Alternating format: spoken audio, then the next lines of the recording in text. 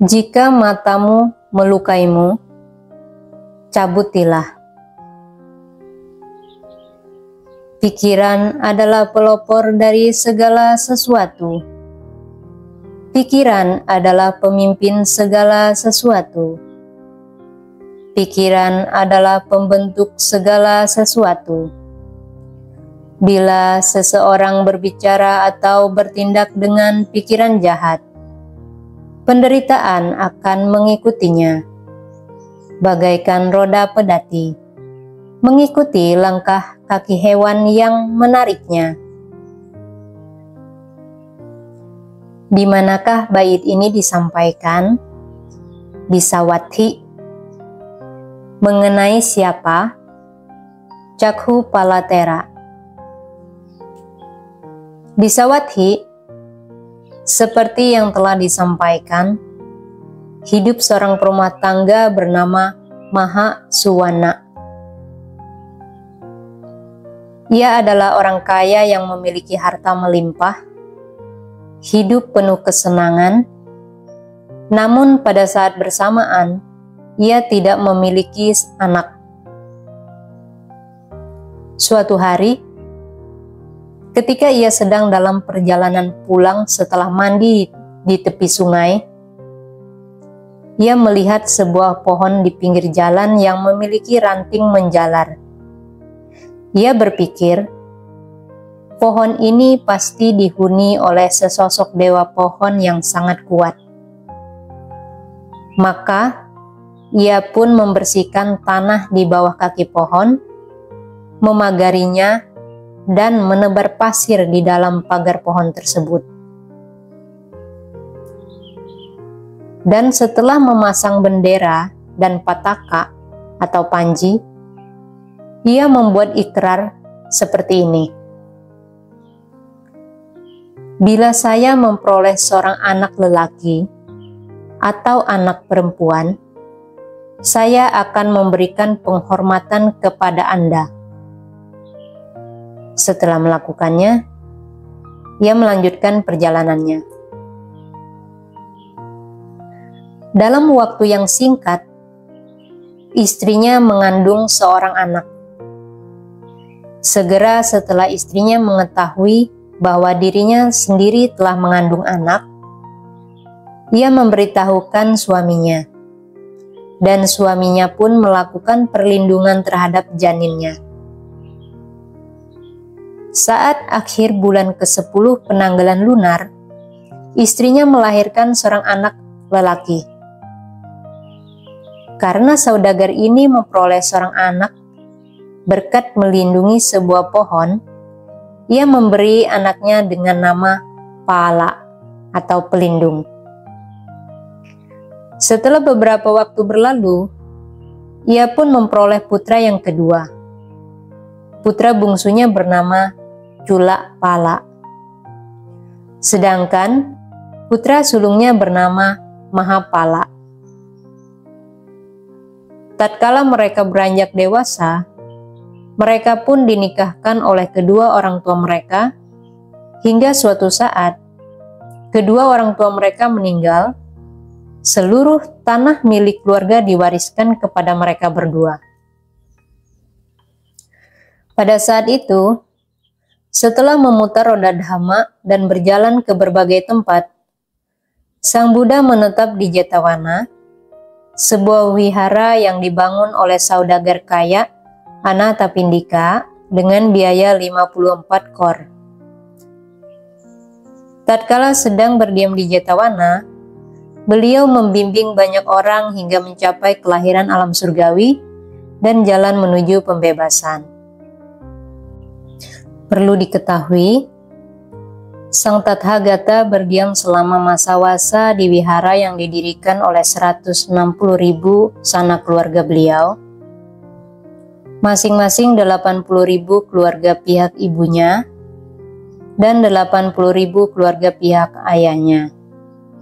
Di wihara Jetawana yang didirikan oleh Anathapindika, beliau menetap di sana selama 19 masa wasa. Di wihara Pubarama yang didirikan oleh Wisaka dengan biaya 27 kor, Beliau menetap di sana selama 6 masa wasa. Demikianlah karena kebajikan yang luar biasa dari kedua umat tersebut, beliau menetap di dekat Sawati selama 25 wasa. Anatapindika dan Wisaka yang merupakan umat pria dan wanita yang terkemuka, secara rutin 2 kali sehari melayani kebutuhan Sang Tathagata. Karena mengetahui bahwa para samanera muda juga mengharapkan mereka memberikan dana makanan, mereka pun tidak pernah pergi dengan tangan kosong. Sebelum sarapan, mereka membawakan makanan baik yang keras maupun yang lunak. Setelah sarapan, mereka membawakan 5 macam obat-obatan dan 8 macam minuman. Selain itu, di dalam kediaman mereka terdapat tempat duduk yang selalu disiapkan untuk 2000 bikhu. Siapapun yang menginginkan makanan, minuman, ataupun obat-obatan akan segera diberikan oleh mereka. Anatapindika tidak pernah menanyakan satu pertanyaan pun kepada Sang Buddha. Seperti yang dikatakan bahwa Anatapindika tidak ingin mengajukan pertanyaan karena rasa cinta kasihnya yang mendalam terhadap Sang Buddha. Ia berpikir, Sang Tathagata adalah seorang Buddha yang berbudi luhur, seorang pangeran yang berbudi luhur. Dikarenakan Sang Buddha akan berpikir, rumah tangga yang satu ini adalah penyokong kebutuhan saya. Beliau akan mengajarkan dhamma kepada saya sehingga beliau akan merasa lelah. Oleh karena itulah, Anatapindika tidak mengajukan pertanyaan kepada Sang Buddha. Namun, saat Anatapindika memberikan tempat duduk untuk beliau, Sang Buddha pun berpikir, saudagar ini bahkan melindungi saya di saat saya tidak perlu dilindungi. Hal itu disebabkan karena saya telah menghabiskan waktu 4 mahakalpa dan 100.000 kalpa tambahan untuk memenuhi kesempurnaan. Perhiasan saya telah saya tanggalkan, mata saya telah saya rusaki, daging hati saya telah saya cabuti. Saya pun telah meninggalkan anak dan istri yang sangat mencintai saya, hanya semata-mata untuk mengajarkan dhamma kepada makhluk hidup. Pada saat itu, 70 juta orang bertempat tinggal di Sawati. 50 juta diantaranya menjadi pengikut Sang Buddha setelah mendengarkan wejangan dari beliau. Namun, 20 juta orang masih tidak berubah menjadi baik. Para pengikut Sang Buddha memiliki 2 kewajiban. Sebelum sarapan, mereka memberikan dana makanan. Setelah sarapan, mereka membawa wewangian dan untayan bunga. Para pembantu mereka membawa kain, obat-obatan, dan minuman, lalu mereka pun pergi mendengarkan dhamma. Suatu hari, Mahapala melihat para pengikut Sang Buddha sedang pergi menuju wihara dengan membawa wewangian dan untayan bunga di tangan mereka. Tatkala ia melihat mereka, ia bertanya, "Saya juga akan pergi ke sana," katanya. Maka ia pun pergi memberikan penghormatan kepada Sang Buddha dan duduk di luar lingkaran kerumunan orang-orang. Tatkala para Buddha mengajarkan dhamma, mereka telah memperhatikan kecenderungan para pendengar khotbah untuk menyatakan perlindungan, pelaksanaan latihan moralitas, dan pelepasan keduniawian. Oleh karena itu, mereka selalu mengajarkan dhamma sesuai watak dan sifat masing-masing pendengar khotbah. Saat Sang Buddha memberikan khotbah dhamma pada hari itu juga, beliau memperhatikan kecenderungan watak Mahapala, dan beliau memberikan wejangan secara berurutan dari satu topik ke topik lainnya, mulai dari dana, sila, dan alam surgawi. Akibat perbuatan jahat yang didasari kebodohan, kekotoran batin, nafsu indrawi, dan berkah dari pelepasan keduniawian. Mahapala pun mendengarkannya. Ia berpikir, saat seorang manusia meninggal, anak cucunya maupun harta kekayaannya tidak akan ikut pergi bersamanya. Bahkan, tubuh ini juga tidak ikut pergi bersamanya. Lalu, keuntungan apakah yang didapat dari menjalankan kehidupan berumah tangga? Saya akan menjadi seorang biku. Maka, pada akhir penyampaian wejangan tersebut, ia menghampiri Sang Buddha dan memohon agar diterima menjadi anggota sangga. Sang Buddha bertanya kepadanya, "Apakah kamu mempunyai sanak keluarga yang harus dimintai izin?" "Ya Bhante, saya mempunyai seorang adik lelaki." "Baiklah kalau begitu, tanyakanlah kepadanya." Mahapala setuju dan berkata, "Baiklah." Kemudian ia memberikan penghormatan kepada Sang Buddha dan pulang ke rumah. Ia memanggil adik lelakinya dan berkata kepadanya, "Adikku tersayang, semua harta di dalam rumah ini, baik yang bernyawa maupun yang tidak bernyawa, semuanya akan diberikan kepada kamu. Ambillah itu semua. Tetapi bagaimana dengan kamu, Abang? Saya hendak menjadi anggota sangga di bawah bimbingan Sang Buddha." "Apa yang kamu katakan, abangku tersayang? Saat ibu kita meninggal, saya menganggap kamu sebagai ibu. Saat ayah kita meninggal, saya menganggap kamu sebagai ayah. Rumah kamu berisikan harta yang melimpah. Tentu saja kamu dapat melakukan banyak kebajikan dengan menjalani kehidupan berumah tangga. Adikku tersayang, setelah mendengarkan dhamma dari Sang Buddha, saya tidak tahan lagi menjalani kehidupan berumah tangga. Karena Sang Buddha mengajarkan dhamma kepada kita dengan indah pada awal, pada pertengahan, dan pada akhirnya. Beliau mengajarkan secara tepat tentang 3 corak kehidupan: ketidakkekalan, penderitaan, dan tanpa aku. Saya tidak dapat menjalani kehidupan berumah tangga sesuai dhamma. Saya harus ditahbiskan menjadi anggota sangga, adikku tersayang. Abangku tersayang, sekarang engkau masih muda. Tunggulah sampai engkau tua nanti, dan barulah engkau masuk menjadi anggota sangga. Adikku tersayang, jika seseorang sudah tua, tangan dan kakinya akan melemah. Berapa banyak sanak keluarga mereka yang tersisa? Tidak, saya tidak akan mendengarkan perkataanmu. Saya tetap akan menjadi seorang bikhu.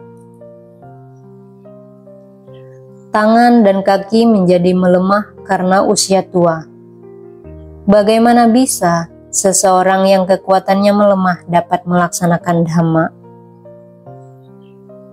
Adikku tersayang, bagaimanapun juga saya akan masuk menjadi anggota sangga.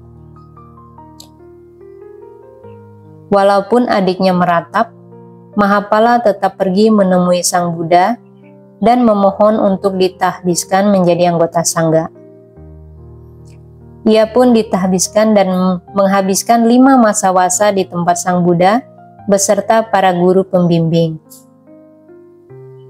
Tatkala ia telah menyelesaikan wasa yang kelima dan mengadakan perayaan, ia menghampiri Sang Buddha, memberi penghormatan kepada beliau dan bertanya, "Bhante, berapakah kewajiban yang harus dilaksanakan bagi yang menganut ajaran Buddha?"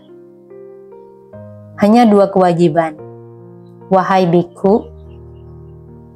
Kewajiban mempelajari dhamma dan kewajiban berlatih meditasi." "Bhante, apakah yang dimaksud dengan kewajiban mempelajari dhamma dan apakah yang dimaksud dengan kewajiban berlatih meditasi?" Kewajiban mempelajari Dhamma mengharuskan seseorang untuk mendapatkan pengetahuan tentang ajaran Buddha dengan cara yang sesuai untuk memahaminya. Misalnya menguasai 1 atau 2 nikaya, atau bahkan seisi Tipitaka, memahaminya, melafalkannya, dan mengajarkannya. Sedangkan kewajiban berlatih meditasi menghasilkan pencapaian tingkat kesucian arahat dengan cara hidup dalam keheningan, tinggal di tempat yang jauh dari hiruk-pikuk keduniawian, memegang teguh pemahaman terhadap konsep ketidakkekalan, dan mengembangkan pandangan terang dengan usaha yang tanpa terputus. Bhante, karena saya menjadi bikhu pada usia yang terbilang tua, saya tidak mampu memenuhi kewajiban mempelajari Dhamma. Tetapi saya mampu memenuhi kewajiban berlatih meditasi. Mohon ajarkanlah saya satu jenis praktik bermeditasi. Maka Sang Buddha mengajarkannya sebuah jenis praktik meditasi yang menghasilkan pencapaian tingkat kesucian arahat.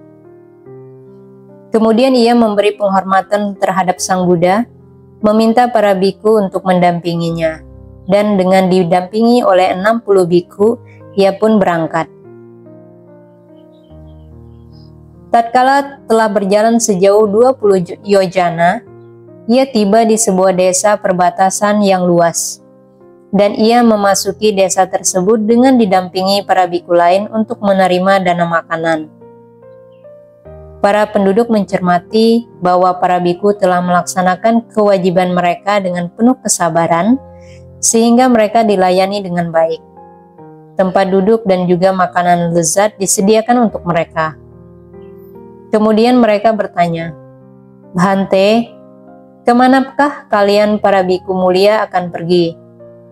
"Wahai para umat, kami akan pergi ke sebuah pertapaan yang cocok."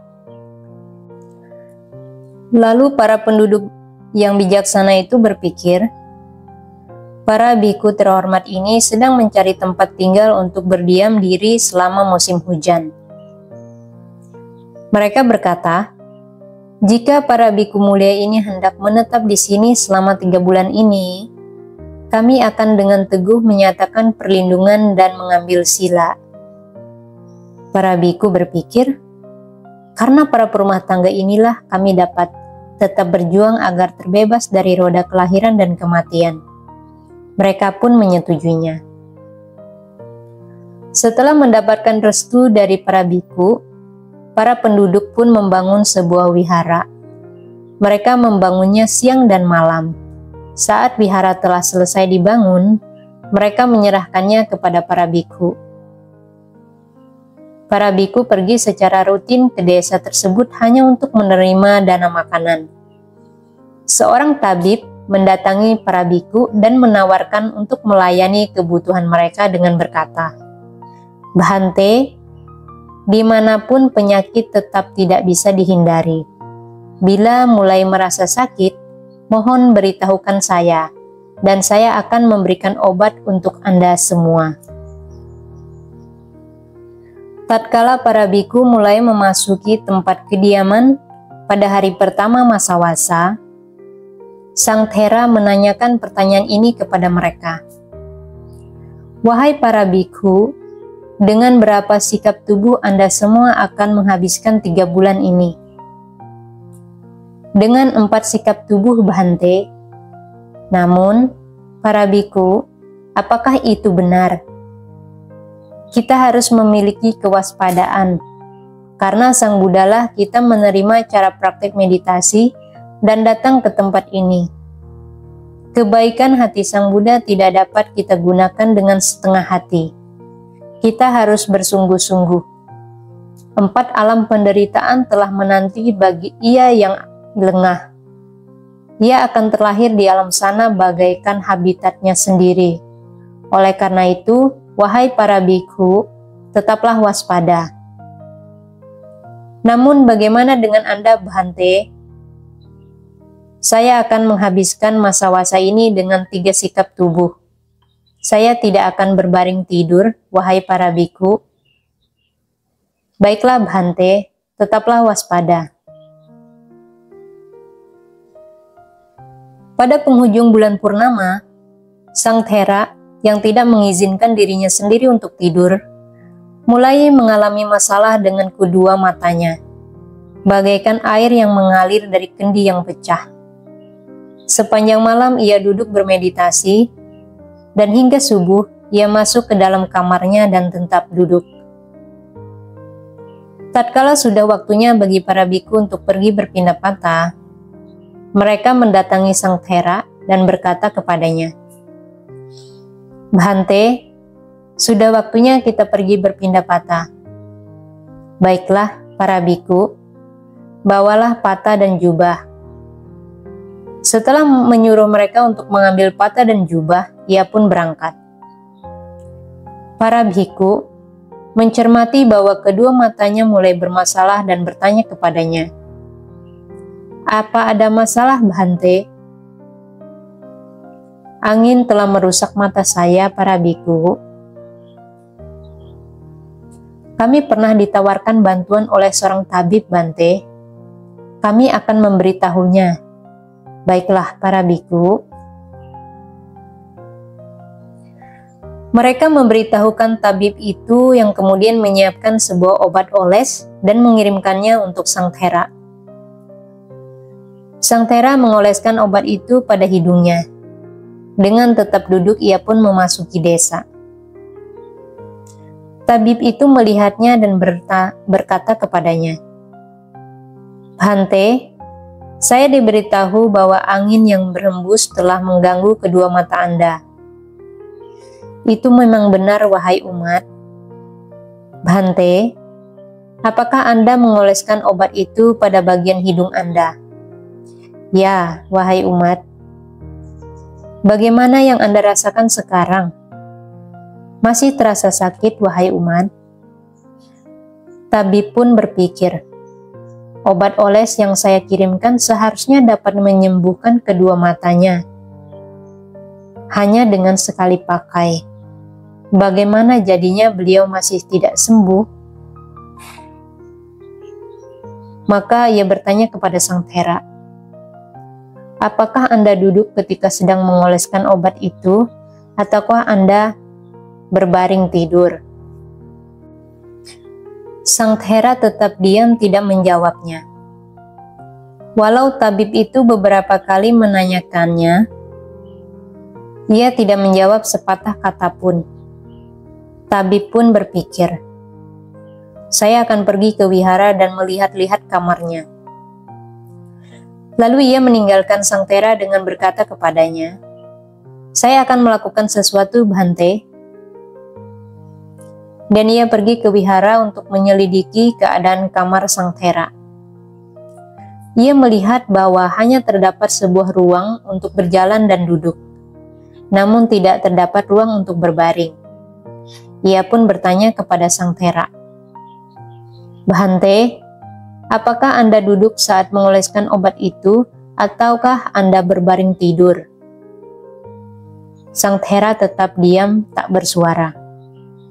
"Bhante, janganlah begitu. Kewajiban kehidupan suci seseorang hanya dapat dilaksanakan bila tubuh ini berfungsi dengan semestinya." "Apakah Anda berbaring ketika mengoleskan obat ini?" Setelah tabib itu berulang kali menanyakannya, Sang Thera pun menjawab, "Pergilah saudara, saya akan meminta petunjuk dan menyelesaikan masalah ini sendiri." Saat itu, Sang Thera tidak mempunyai sanak keluarga ataupun kerabat di sana. Dengan siapakah ia harus meminta petunjuk? Oleh karenanya, ia meminta petunjuk kepada dirinya sendiri dengan berkata, "Datanglah sekarang, saudara Palita, beritahukan saya, apakah kamu lebih memperhatikan kedua matamu atau ajaran Sang Buddha?" Roda kehidupan yang tidak dapat diketahui awalnya, tidak terhingga berapa kali kamu telah kehilangan kedua matamu. Namun setelah ratusan Buddha bahkan ribuan Buddha telah datang dan pergi, Pengalaman kamu bahkan tidak mampu kamu gunakan walau hanya pada masa seorang Buddha. Kini pada masa musim hujan, kamu memutuskan untuk tidak berbaring selama 3 bulan. Oleh karena itulah, biarkan kedua matamu rusak dan binasa. Perhatikan hanya pada ajaran Buddha, bukan pada kedua matamu. Dengan memperingatkan keadaan jasmani tubuhnya, ia mengucapkan bait-bait berikut. Kedua mataku sirna, kedua telingaku sirna. Begitu pula dengan tubuh saya. Mengapa tetap lengah, Palita? Kedua mataku rusak, kedua telingaku rusak. Begitu pula dengan tubuh saya. Mengapa tetap lengah, Palita? Kedua mataku busuk, kedua telingaku busuk. Begitu pula dengan tubuh saya. Mengapa tetap lengah, Palita? Setelah memperingatkan dirinya sendiri dengan 3 bait tersebut, ia mengolesi obat itu pada hidungnya dengan tetap duduk seperti sebelumnya, dan kemudian memasuki desa untuk berpindah patah. Tabib itu melihatnya dan bertanya kepadanya, "Bhante, apakah Anda telah mengoleskan obat itu pada hidung Anda?" "Ya, wahai umat." "Bagaimana yang Anda rasakan sekarang?" "Masih terasa sakit, wahai umat." "Bhante, apakah Anda duduk di saat mengoleskan obat itu, ataukah Anda berbaring tidur?" Sang Thera tetap saja diam. Tabib itu beberapa kali menanyakannya, namun Sang Thera tidak menjawab sepatah kata pun. Kemudian tabib itu berkata kepadanya, "Anda tidak melakukan apa yang harus dilakukan untuk kebaikan Anda sendiri. Sejak saat ini juga, jangan katakan, 'Mohon siapkan obat oles untuk saya,' dan saya juga tidak akan lagi mengatakan, 'Saya akan menyiapkan obat oles untuk Anda.'" Setelah membuat tabib itu menyerah, Sang Thera pergi ke wihara. Ia berkata, "Wahai bikhu, walau kamu telah membuat tabib menyerah, janganlah menyerah dengan sikap tubuhmu. Engkau pasrah karena tak dapat disembuhkan. Engkau ditinggalkan oleh tabib yang mengobati. Engkau pasti akan menghadap raja kematian, Palita. Mengapa kamu lengah?" Setelah memperingatkan dirinya sendiri dengan bait ini, ia melanjutkan meditasi. Pada akhir waktu jaga pertengahan, kedua matanya dan keinginan duniawinya secara perlahan sirna. Ia pun menjadi seorang arahat yang berdiam dalam kebahagiaan pandangan terang. Ia memasuki kamarnya dan duduk. Saat tiba waktunya bagi para biku untuk pergi berpindah patah, mereka mendatangi Sang Thera dan berkata kepadanya, "Bhante, sudah waktunya kita pergi berpindah patah. Apakah sudah waktunya para biku?" "Ya, Bhante." "Baiklah, kalau begitu, silakan pergi." "Bagaimana dengan Anda, Bhante?" "Kedua mata saya sudah tidak berfungsi lagi, para biku." Mereka melihati kedua matanya, dan mata mereka sendiri berlinang air mata. "Jangan khawatir, Bhante, kami akan merawat Anda," kata mereka kepada Sang Thera untuk menghiburnya. Dan setelah melakukan berbagai tugas, mereka pun pergi ke desa untuk berpindah patah. Tidak melihat Sang Thera tersebut, orang-orang pun bertanya kepada para biku, "Para biku, di manakah Sang Thera yang mulia itu?" Saat mereka mengetahui kejadian yang sebenarnya, mereka pun mengirimkan bubur nasi untuknya. Setelah itu, dengan membawa makanan, mereka pergi ke tempat Sang Thera dan memberi penghormatan kepada beliau. Lalu bersujud di kakinya, dan mereka mulai menitikkan air mata. Kemudian mereka menghiburnya dengan berkata, "Kami akan merawat Anda, Bhante, jangan khawatir." Dan mereka lalu pergi. Sejak saat itu, mereka mengirimkan bubur nasi ke wihara secara rutin. Sang Thera secara konsisten mengingatkan ke-60 biku lainnya, dan mereka pun mengikuti nasihatnya hingga saat festival Pawarana berikutnya. Mereka semua menjadi arahat serta menguasai kemampuan kesaktian. Pada penghujung masa wasa, karena ingin melihat Sang Buddha, mereka berkata kepada Sang Thera, "Bhante, kami ingin melihat Sang Buddha." Tatkala Sang Thera mendengar permintaan mereka, ia berpikir, "Kini tubuh saya telah lemah, dan dalam perjalanan terdapat sebuah hutan yang dipenuhi oleh makhluk jahat. Jika saya pergi bersama mereka, maka semuanya akan menjadi lelah dan tidak dapat memperoleh dana. Saya akan menyuruh mereka pergi terlebih dahulu." Maka ia berkata kepada mereka, "Para biku, kalian pergi saja duluan. Tetapi bagaimana dengan Anda, Bhante? Saya sudah lemah, dan dalam perjalanan terdapat sebuah hutan yang dipenuhi oleh makhluk jahat. Jika saya pergi bersama kalian, maka kalian semua akan menjadi lelah. Oleh karena itu, kalian pergi saja duluan." "Jangan, Bhante, kami hanya akan pergi bila bersama Anda." "Para bhikkhu, mohon janganlah begitu. Jika kalian masih bersikeras, kalian akan membuat saya kecewa. Saat adikku melihat kalian dan menanyakan keadaan saya, katakan padanya bahwa saya telah kehilangan kedua mata saya, dan suruh ia kirimkan beberapa orang untuk memandu saya berjalan. Sampaikan salam saya untuk sang pemilik 10 kekuatan dan 80 biku Thera utama." Setelah berkata demikian, ia pun meninggalkan mereka. Mereka meminta maaf kepada Sang Thera karena telah bersikap keras kepala, dan mereka pun memasuki desa untuk berpindah patah. Para penduduk desa menyediakan tempat duduk dan memberikan dana untuk mereka, lalu bertanya kepada mereka, "Para Bhante, bolehkah kami tahu apa tujuan Anda semua para biku yang mulia bepergian?" "Ya, wahai para umat, kami hendak menemui Sang Buddha." Para penduduk desa berulang kali meminta para biku untuk menetap di sana. Tetapi karena melihat keinginan kuat para biku untuk pergi, mereka pun mengantarkan para biku dalam perjalanan sambil meratap dan kemudian kembali ke desa mereka.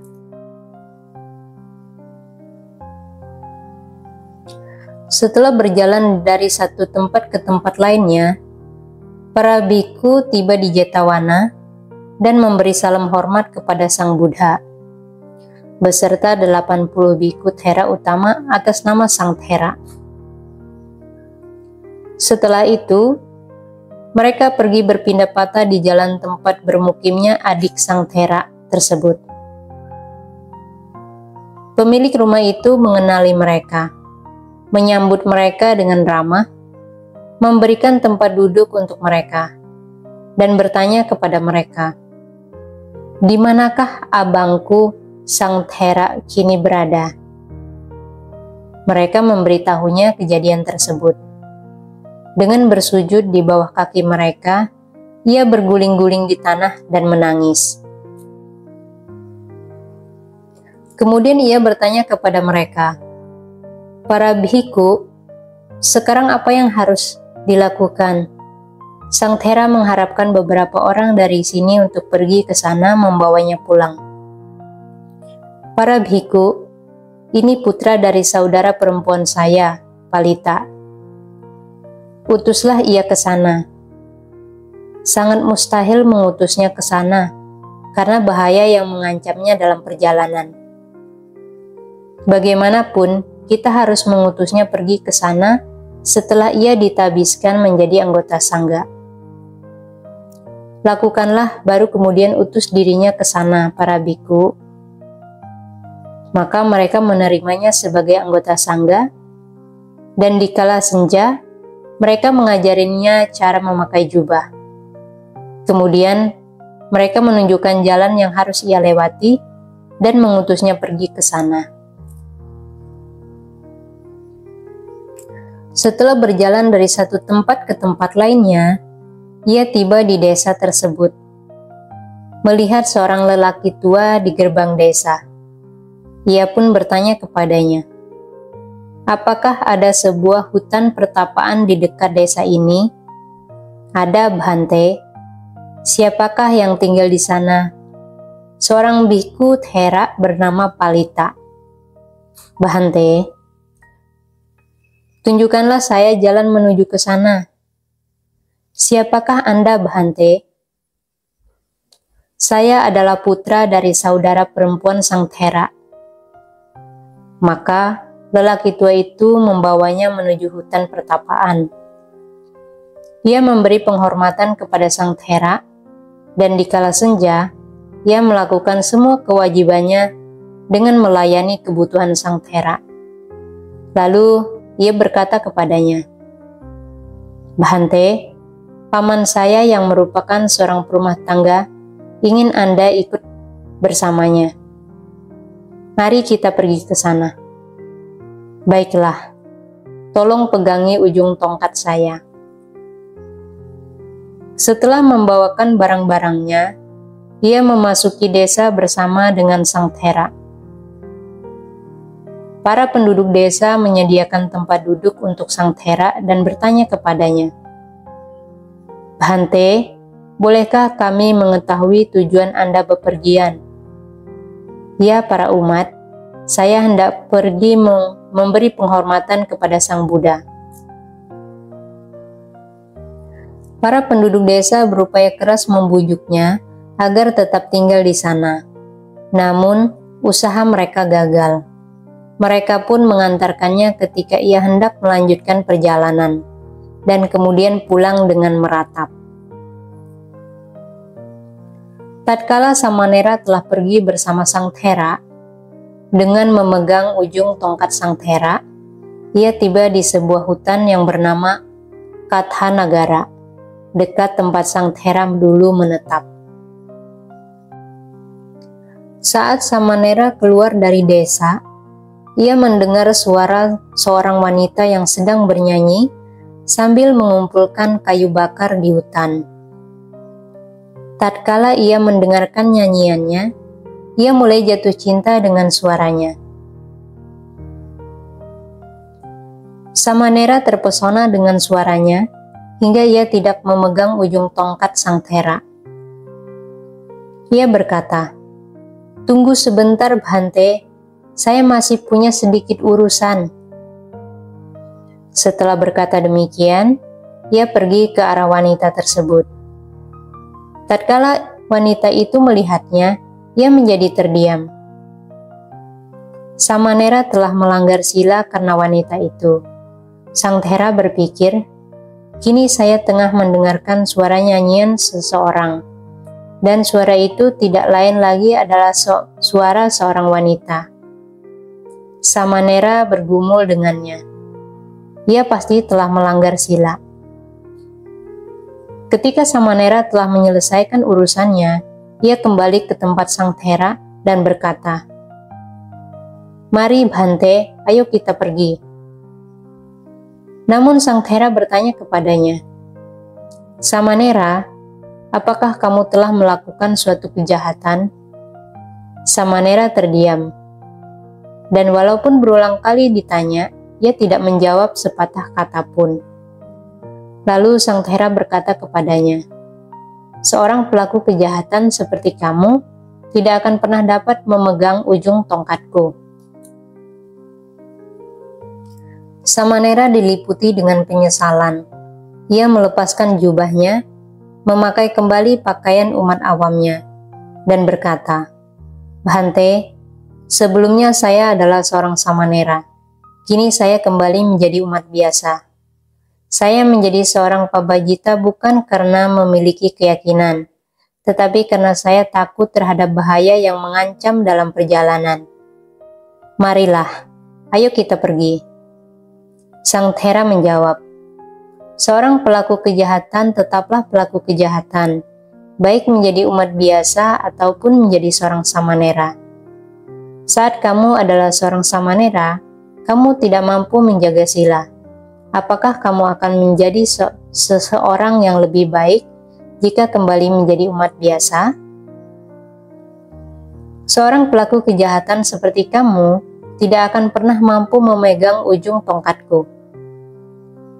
Bhante, jalan ini dikuasai oleh makhluk jahat, dan Anda sendiri pun buta.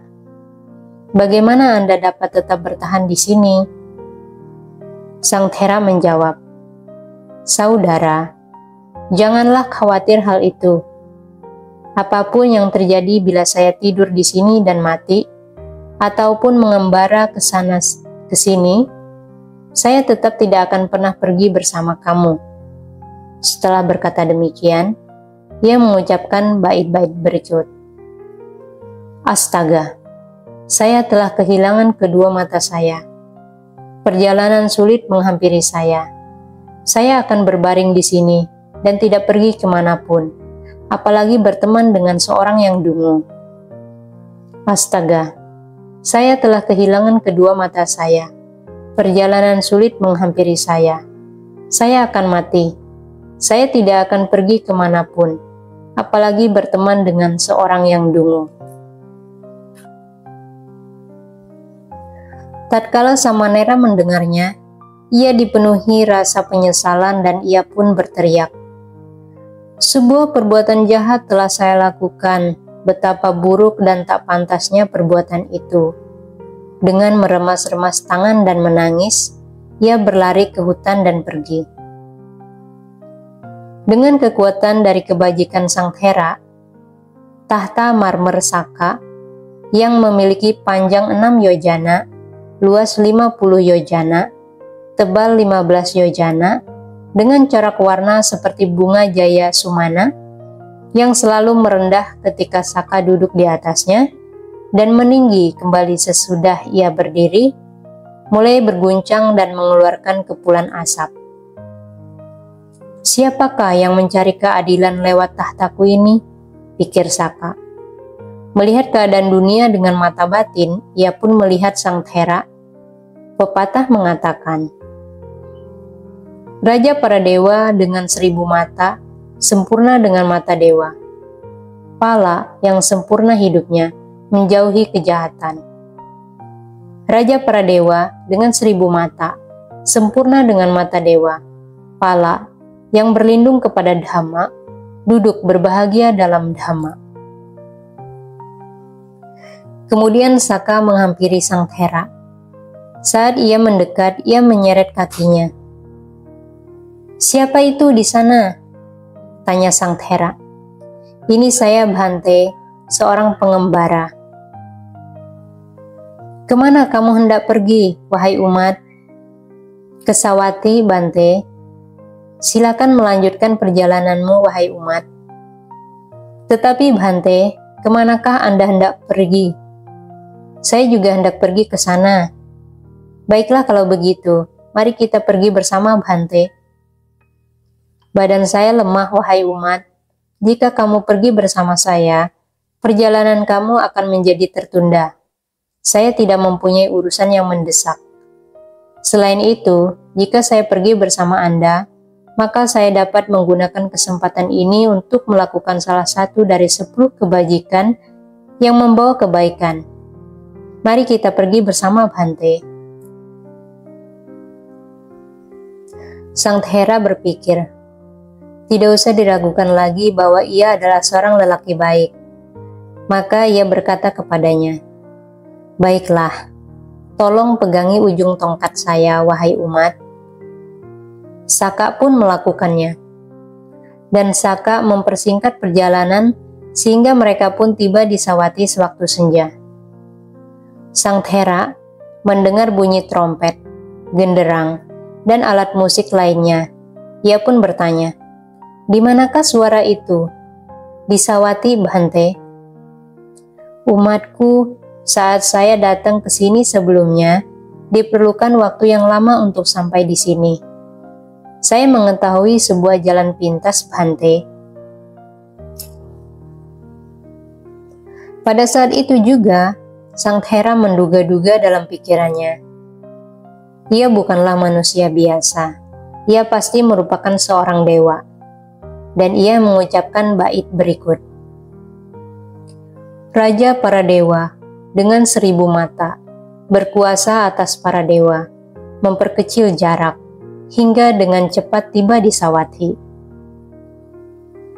Saka membawa Sang Thera ke sebuah gubuk beratap belukar yang didirikan oleh adiknya untuk keperluan mendadak. Ia duduk di sebuah dipan dan kemudian menjelma sebagai teman baik dari adiknya. Ia pun memanggilnya. "Temanku Pala," ia berteriak. "Apa itu temanku? Tahukah kamu bahwa Sang Thera telah tiba?" "Tidak." "Apakah benar Sang Thera telah tiba?" "Ya teman, saya baru saja kembali dari pertapaan dan melihat Sang Thera sedang duduk di sebuah gubuk beratap rumput belukar yang kamu bangun untuk dirinya." Setelah berkata demikian, ia pun pergi. Rumah tangga adiknya itu kemudian kembali ke pertapaan. Tatkala ia melihat Sang Thera, ia bersujud di bawah kakinya, berguling-guling di atas tanah dan meratap. Kemudian ia berkata, "Saya tahu apa yang akan terjadi, Bhante. Karena itulah saya tidak mengizinkan Anda untuk menjadi seorang bikhu." Setelah berbincang dengannya, ia memberikan 2 budak lelaki untuk ditabiskan menjadi anggota sangga oleh Sang Thera, dan menyuruh mereka untuk menjaganya dengan berkata, "Bawakan bubur nasi dan makanan lainnya dari desa dan layani kebutuhan Sang Thera." Kemudian Samanera tersebut melayani kebutuhan Sang Thera. Mereka melakukan segala pekerjaan untuknya dengan penuh kesabaran. Suatu hari, sekelompok bhikkhu yang menetap di wilayah luar datang ke Jetavana untuk menemui Sang Buddha. Setelah memberikan penghormatan terhadap Sang Buddha beserta 80 bhikkhu Thera utama, mereka berkeliling sekitar wihara. Sesampainya di tempat pertapaan Cakupala, mereka saling berkata, "Mari kita menjenguknya." Maka saat malam tiba, mereka pergi mengunjunginya. Tak lama berselang, badai kencang menerjang. Mereka pun kembali dengan berkata, "Sekarang sudah malam dan kini terjadi sebuah badai kencang. Oleh sebab itu, kita akan pergi mengunjunginya esok hari saja." Hujan terus turun selama waktu jaga pertama, namun hujan mulai berhenti pada waktu jaga kedua. Sang Thera, yang penuh tenaga, telah terbiasa untuk berjalan kaki. Ia turun ke serambi wihara pada waktu jaga terakhir. Pada waktu itu, terdapat banyak serangga keluar dari dalam tanah yang baru dibasahi air hujan. Dan ketika Sang Thera berjalan naik turun serambi, banyak serangga yang mati. Para bhikkhu yang menetap di sana tidak membersihkan tempat Sang Thera berjalan. Tatkala para bhikkhu berkunjung tersebut telah tiba, mereka berkata, "Kami ingin melihat tempat tinggal Sang Thera." Dan mereka pun melihat banyak serangga di serambi wihara. Mereka bertanya, "Siapa yang telah berjalan di serambi ini?" "Guru kami, para Bhante." Mereka merasa marah dan berkata, "Lihatlah apa yang telah dilakukan bhikkhu itu. Saat ia memiliki kedua mata yang masih dapat melihat, ia hanya berbaring dan tidur tanpa berbuat kejahatan. Tetapi kini ia telah kehilangan 2 matanya, dan ia sendiri malah berkata, 'Saya akan berjalan.' Ia telah membunuh serangga-serangga ini. Apa yang telah saya lakukan adalah benar," katanya. "Tetapi apa yang telah ia lakukan adalah salah." Maka mereka pergi melaporkan hal tersebut kepada sang Tathagata dengan berkata, "Bhante, Cakkhupalathera berkata kepada dirinya sendiri, 'Saya akan berjalan. Ia telah membunuh banyak serangga. Wahai para biku, mereka yang telah terbebaskan dari kekotoran batin tidak lagi mempunyai keinginan untuk membunuh. Bhante, ia adalah seorang arahat. Lalu mengapa ia menjadi buta? Wahai para biku, itu disebabkan oleh perbuatan buruknya di masa lampau. Mengapa Bhante? Perbuatan apakah yang telah ia lakukan? Baiklah kalau begitu, wahai para biku, dengarkanlah. Kisah masa lampau tabib jahat dan seorang wanita. Dahulu kala, ketika Raja Kasi memerintah di Benares, seorang tabib berkeliling kota dan desa untuk mempraktikkan keahliannya mengobati. Melihat seorang wanita yang berpenglihatan lemah, ia bertanya kepadanya, "Apa keluhan kamu? Saya tidak bisa melihat. Saya akan memberimu obat. Mohon lakukanlah Tuan. Dengan apa kamu akan membayar saya? Jika Anda berhasil membuat kedua mata saya menjadi baik dan seperti semula, saya akan mengabdikan diri menjadi budak Anda. Begitu pula dengan putra dan putri saya." "Baiklah," katanya. Maka ia memberinya obat, dan dengan hanya sekali memakai obat itu, matanya membaik dan kembali seperti semula. Wanita itu pun berpikir, "Saya telah berjanji akan menjadi budaknya. Begitu pula dengan putra dan putri saya. Namun, ia tidak akan memperlakukan saya dengan baik. Oleh sebab itu, saya akan memperdayainya." Maka saat tabib itu datang dan menanyakan kondisinya, ia menjadi marah dengan berkata, "Sebelumnya kedua mata saya hanya sedikit terasa sakit, tetapi kini kedua mata ini telah terasa sakit yang teramat sangat." Tabib itu berpikir, "Wanita ini membohongi saya, karena ia tidak ingin memberikan sesuatu untuk saya. Saya tidak ingin uangnya. Kini saya akan membuatnya menjadi buta." Lalu, ia pun pulang ke rumah dan memberitahukan masalah tersebut kepada istrinya. Istrinya tidak berkata apapun.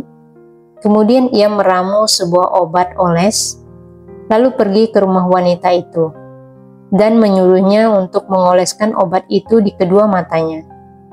Wanita itu menurutinya, dan kedua matanya menjadi menyala bagaikan nyala api obor.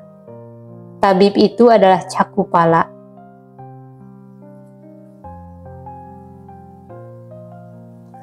Wahai para biku, kejahatan yang telah diperbuatnya akan mengikutinya. Kama buruk akan mengikuti pelaku kejahatan, bagaikan roda pedati mengikuti langkah kaki hewan yang menariknya. Setelah menceritakan kisah tersebut, Sang Buddha menceritakan hubungan kelahiran lampau, bagaikan seorang raja yang memberikan segel pernyataan resmi setelah dibubuhi tanah liat. Dan beliau pun mengucapkan bait berikut ini. Pikiran adalah pelopor dari segala sesuatu. Pikiran adalah pemimpin segala sesuatu. Pikiran adalah pembentuk segala sesuatu. Bila seseorang berbicara atau bertindak dengan pikiran jahat, penderitaan akan mengikutinya, bagaikan roda pedati, mengikuti langkah kaki hewan yang menariknya.